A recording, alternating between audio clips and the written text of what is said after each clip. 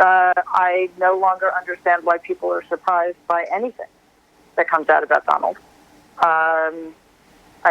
He absolutely doesn't care. And, I actually tweeted a quote from my book, which is not typical for me, but it was so relevant. If he can profit from your death, he will. And then he'll totally forget you died. You will have served your purpose and are no longer relevant.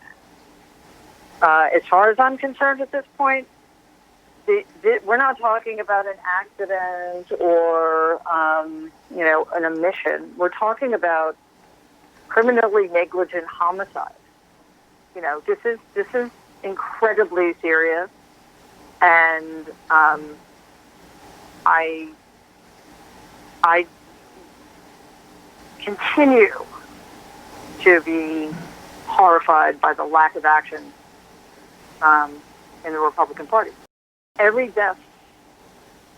The calculation used to be if we had acted faster, a week or two faster in March, 90% of the deaths would have been prevented.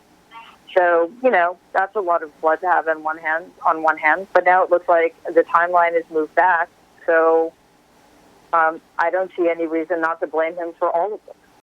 What is it about your uncle that he's able not to, I guess, feel empathy, arguably, for the people who have died? He's not expressed regret for their deaths. The phrase he says again and again when he's asked about it is, it is what it is. Yeah, well, that's an old family phrase that, makes the hair on the back of my neck stand up every time I hear it. It's a very complicated answer, but what I will say about how he behaves vis-a-vis the deaths and not mentioning them is that Donald is incapable of associating himself with what he perceives to be weakness. And in his mind, that can be kindness, that can be sickness, that can be death. So he just doesn't want to be associated with it. He prefers his narrative that everything's great and he's great. And I think on some level there is a bit of distraction going on, but on another level it's like he, for very complicated psychological reasons, needs desperately to cling to the idea that everything is just fine.